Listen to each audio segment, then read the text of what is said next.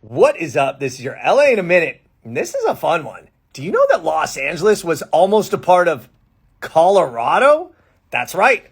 All of Southern California was almost part of Colorado after 3/4 of voters voted to approve breaking the state into two. The bill was even signed by the governor, but yet it never happened.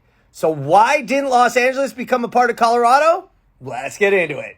So the bill was authored in 1859 by Andreas Pico, wealthy landowner, state assemblyman, and fierce commander during the Mexican-American War. Pico was what's known as a Californio, part of the Spanish culture that settled in the region in the late 1700s. Long before Americans arrived in the West, Californio trade and agriculture was thriving in Alta California. But the problem to Pico and many Californios was the lure of gold. Gold was discovered in the state in 1848, and once that happened, hordes of settlers rushed to California trying to cash in.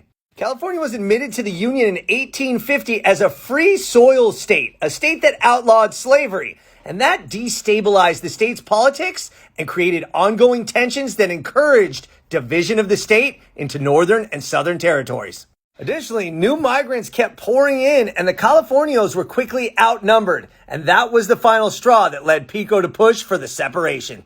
So Pico, who was on his way to becoming California state senator, drafted up the Pico Act, which was approved by 3/4 of the voters in Los Angeles and the California state legislature, and it would have broken the state into two: California in the north, a free soil state, and Colorado in the south, a pro-slavery state.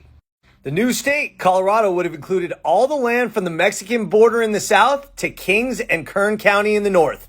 The bill was signed by then California Governor John B. Weller, and it was sent to Washington, D.C. for final approval. But it just so happens that in 1859, Congress was overwhelmed by the pending Civil War. It hadn't happened yet, but tensions were rising, and people in Washington, D.C. just weren't interested in California's plan to slice itself in half. After Southern California's rebrand as Colorado didn't work, the territory just to the east had plans to rename itself from the Arizona territory also to Colorado. But that didn't even happen because by 1876, a rectangular state to the north actually took the name and formally became the state of Colorado.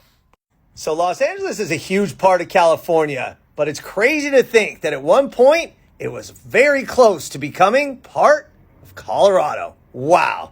All right, LA, it's been a minute.